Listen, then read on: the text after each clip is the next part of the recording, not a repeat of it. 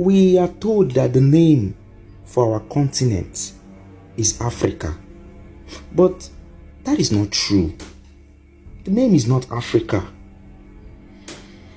We were also told that the oldest name for our continent is Akibulan. That is also not true. I know a lot of people will come after me and say, what about Cheikh Anta Diop, the Senegalese historian who stated it clearly? Even if you go to Google, you go online, you will see his quotation. He said that Africa, the name for Africa is Akibulan. But I don't agree with the professor. I disagree with the professor. Now, let us look at the people who started using the name Akibulan. The first people to use the name Akibulan are the Moors. And who are the Moors? The Moors are the Africans who were converted to Islam by the Arab Muslims. Now, the Arab Muslims invaded North Africa around the 7th century AD. And the first place that they invaded was Kemet. And Kemet simply means the land of the blacks. It is the ancient name for Egypt. Because the Egyptians, I'm not talking about these Arab people in Egypt. I'm talking about the ancient African Egyptians. They named their land based on the skin, based on the color of their skin. And they called it the land of the blacks.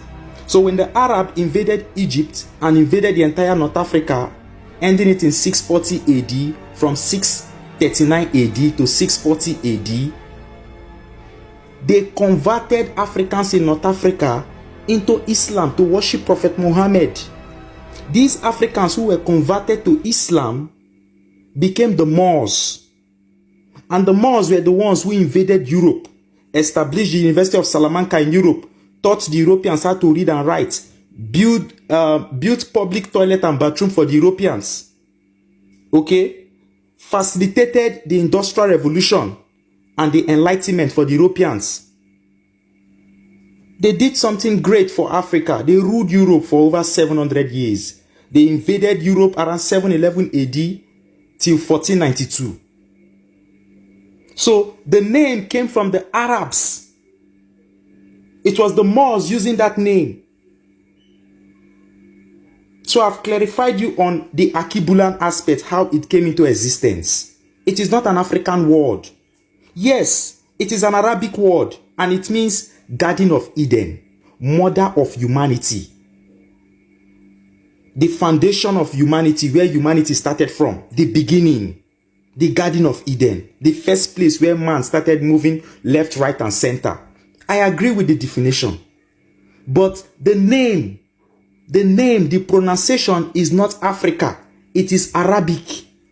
And the Moors and the Nubians were the ones who started using it. And the Moors were the Africans who were first converted towards Islam. So what is the name for this continent we call Africa? What is the name? The Egyptians, the people you call Egyptians, the place, or let me say the place you call Egypt is not Egypt. It has an ancient name. The ancient name for this place you call Egypt is Kemet. K-E-M-E-T. Kemet. And it means the land of the blacks, before it was later changed. The name Africa was given to us by the Romans, by the Europeans. And it means a terrible thing in ancient Greece. The name Africa is not Africa for us. We are not Africans. We are not Akibulans. We are not Arabs. There was no officially recognized name for this place we call Africa today. Because we have different kingdoms and different civilizations. We have the Ethiopian kingdoms. The kingdoms in Ethiopia. We have the kingdoms in Sudan. We have the kingdom of Tarseti. We have the kingdom of Kush. We have different kingdoms, just like in Nigeria. What you call Nigeria today, let me use Nigeria for as an example. Now, you see, in Nigeria, before the name Nigeria came into existence in 1914 by Lord Lugard, the imperial colonial master for the British, before his wife named us Nigeria, before the Northern and the Southern Protectorate was amalgamated, there was nothing like Nigeria. What we had in Nigeria then was more of kingdoms. We have the Bini Kingdom, we have the Old Oyo Kingdom, We have the Fulani, Hausa Fulani Emirate, which was headed by Usman Dan Fodio. It was the Europeans, the invaders, who gave us our names. They are the ones who gave us the names we answer today. Even look at the name we answer. Look at it. We are bearing their names. Many of us don't have ancestral name. We don't have ancestral name. Some of us from childhood, we were brainwashed by our parents. They refused to give us ancestral name because they believe that ancestral name simply means ancestral cause. So when are we going to wake up to realize that everything about us was molded, was reshaped by the imperialists, by the invaders? Look at us, we are so divided, we are so confused. When the Europeans came with colonialism, the French went to some part of Africa, like in West Africa rather. They went to some part of West Africa and they introduced their system, they introduced their culture and their language. Today we have French-speaking West Africans. The British came to a part of Africa, West Africa, and what did they do? They introduced their culture, their language. Today now we have the English-speaking West Africans. To the point whereby because my grandmother cannot speak simple and correct English, I will now make caricature of her. I will now mock her. That made me, that simply means I am a fool to do so.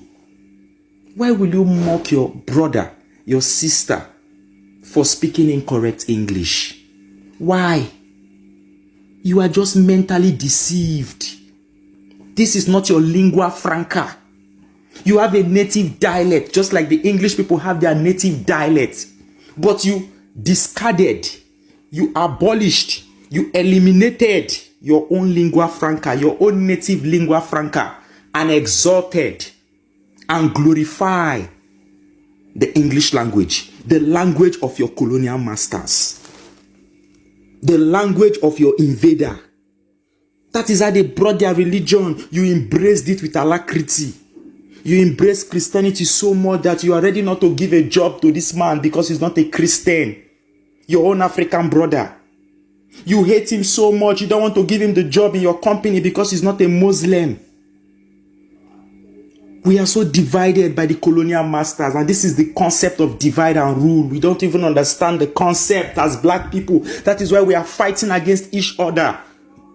We hate ourselves. We don't love ourselves. We always want to bite ourselves. We can't support ourselves. But look at the Europeans. They support themselves. That is why they are where they are today. They support themselves. They give. They are not greedy. They are not selfish to themselves. But the black man will be helping you. He will think, he will be thinking that he will be better than his children, so he will stop helping you. A black man is assisting his fellow black man, but it's as if he's giving him the whole world. Like if he gives him all, let's say he gives him 500,000. That 500,000 will be like the entire world he has given to him. He will not have this phobia, this fear that if he continues to show assistance and help to this black brother, he might be better than him tomorrow and his children. So he will not stop to help this black brother. This is what we call poverty mentality. This is what we call mental indoctrination. We have to wake up. We have to understand that we have been captured, we have been chained, and we have been imprisoned, mentally speaking.